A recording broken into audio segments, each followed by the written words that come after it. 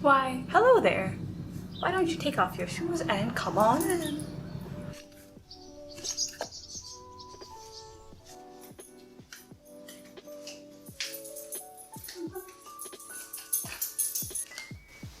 So yeah, welcome to my home.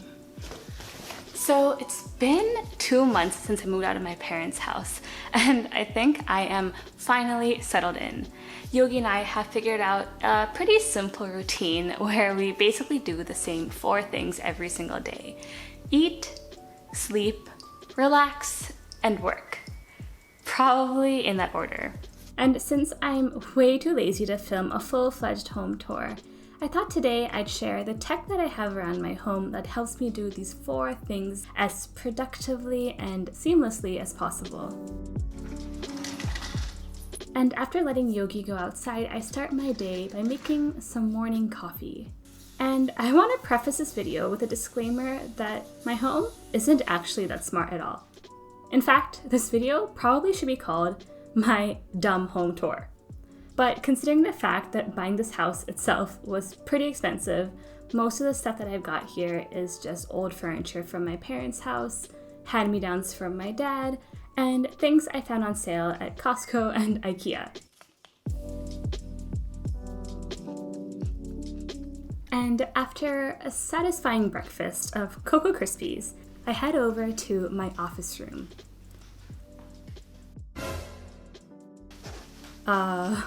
Well, this is a hot mess. Let me clean it up a little. Okay, that's a little better. So I've actually had this desk, which has become my junk desk for 10 years now. And while I love it for the aesthetic and all of the memories I've made here, it was getting a bit outdated.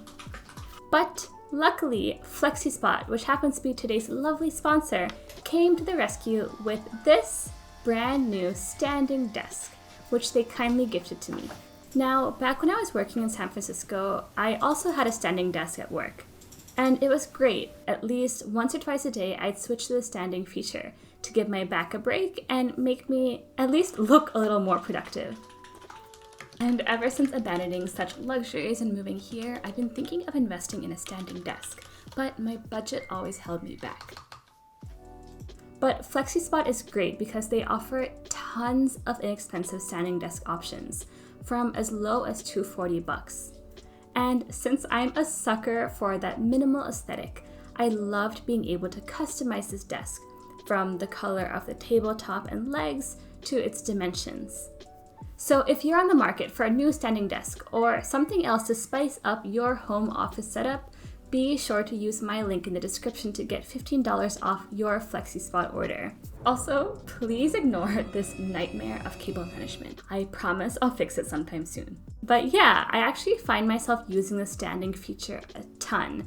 It's surprisingly a lot more comfortable than just sitting, and it really helps me stay focused throughout the day.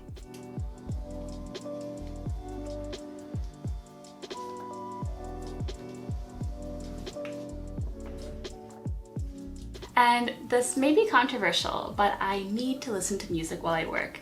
And I think this has been the case since high school. But instead of running Spotify on my laptop, alongside my editing software and a million Chrome tabs, I use Alexa as my personal DJ. Every morning, I'll pick out my playlist for the day, whether it's Taylor Swift instrumentals or classical music. And then I just cast that music over to my Alexa speaker, which is stationed right next to Yogi's bed. And this is great for 2 reasons. First, the music can play even if I don't have Spotify running on my laptop. And second, I can skip songs or change the music I'm playing using my voice or my phone. And since I have something playing pretty much 24/7, this is one of those optimizations that makes the experience of listening to music so pleasant and enjoyable. And I should note, as with any smart home setup, it's important to be mindful of the security risks of these devices.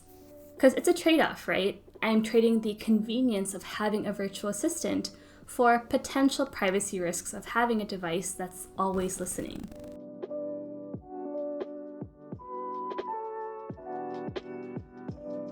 And since I am such a lazy bum, I need to take many, many breaks throughout the day, usually involving some reheated coffee, a quick snack, maybe even a little nap. And in the meantime, Yogi works his tan outside. And while I'm chilling on the couch, I use Ring to monitor what's going on outside right on my phone. Over the past 2-ish years, I've gradually been adding more and more products to the Ring ecosystem to keep my home safe and secure.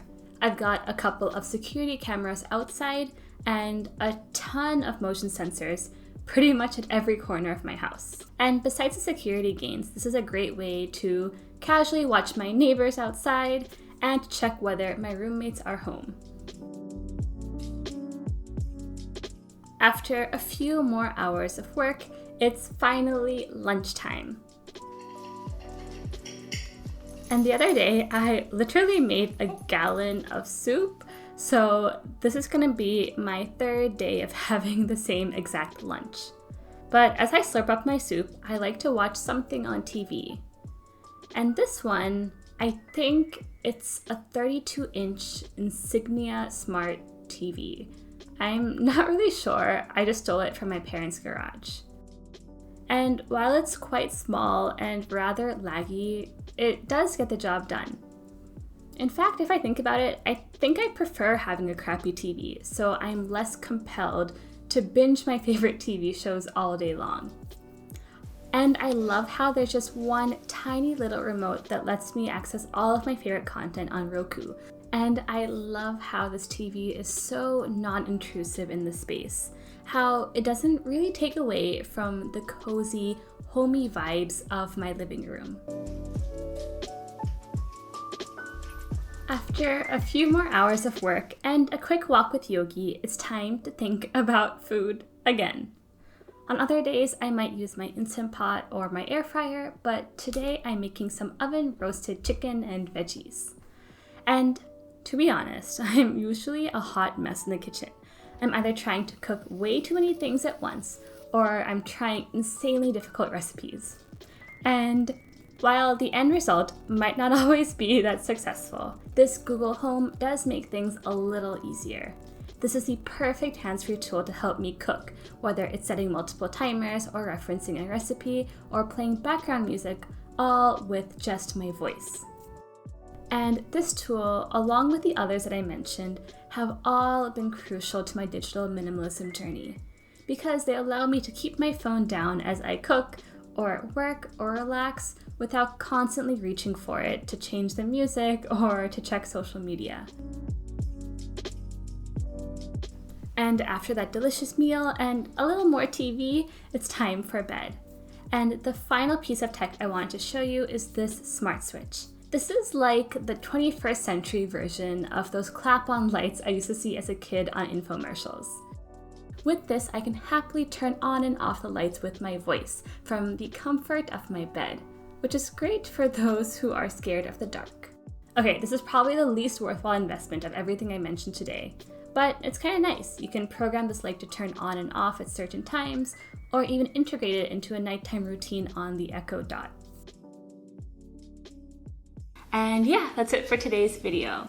Now, this probably isn't going to be the fanciest smart home setup you'll see on YouTube, but hopefully this served as a little dose of inspiration, whether you're moving into your first apartment or a college dorm, to find small ways to spice up your home setup without breaking the bank. And yeah, I hope you liked this video. If you did, please give it a big like and subscribe. Follow me on social media if you want to. Thank you again, FlexiSpot, for sponsoring this video and for the sweet desk. And I'll see you in the next one.